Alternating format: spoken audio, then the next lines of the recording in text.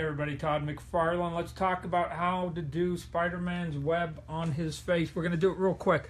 Last time I showed you sort of the profile of him, so we're going to keep the same drawing here.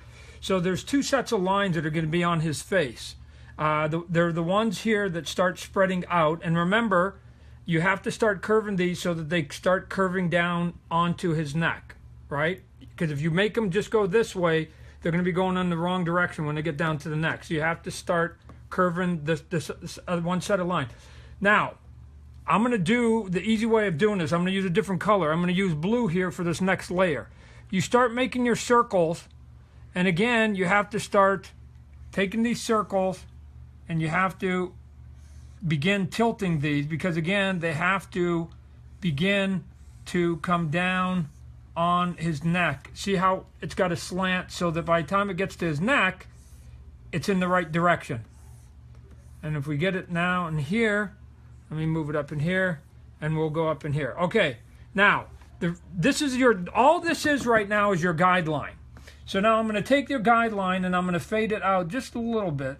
And if you can get in here close, Ms. Camera Woman, then what will happen is these are now just your guideline, and now you go back to your black and you use these guidelines, and it goes something like this. You start here and you just use this, and all you do is you just keep making these C's or these M's or whatever you want to call them. 1, 2, 3, and then all these lines will now connect to it. So then you go to the next one and you start your C, and all you do is you make sure that you start at where the blue line touches and you end at the blue line where it touches. If you can get in really close, you're going to see I start where the blue is, I end where the blue is. I start where the blue is, I end where the blue is. And as long as you have that guideline and you adhere to starting at your guideline color and ending at your guideline color, and this one it's blue, as long as I start blue, end blue, start blue, end blue, start blue, end blue.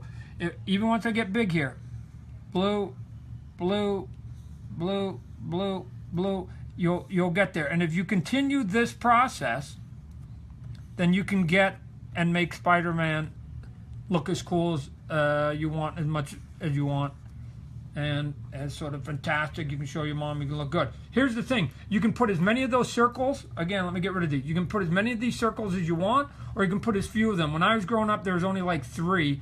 When I was doing the artwork, I ended up putting like 6 or 7, so I was creating a lot of work for myself. The other thing too that you can pay attention to, let's go to his neck, is that you can either make these go shallow, right? Shallow, or you can go like this, and you can make them big sort of C cups right here, whoosh, whoosh, and you can make them as big as you want. So the arches that you have in them can be as big as you want and as dramatic as you want, or they can be as small and as lazy as you want. But there has to be an M. The other thing is when you're drawing, because I've seen people do it wrong, all of these M's now, they're pointing down, right? The points are down, the points are down, the points are down, the points are down. So now if you were to do his arm, right? If I was to show you his arm, the points have to all be down. Those M's have to be going down towards the ground. Everything is going down towards the ground. So if you did his hand, let's say here's his hand here. I'll do a bad hand. That you, again, you put in the lines, and then you put in your guidelines, and then you point them down towards his finger, because the fingers are going to be down at the gravity. So that's it for today. How to do it. Next time we're going to show you how to do webs that come out of his hands.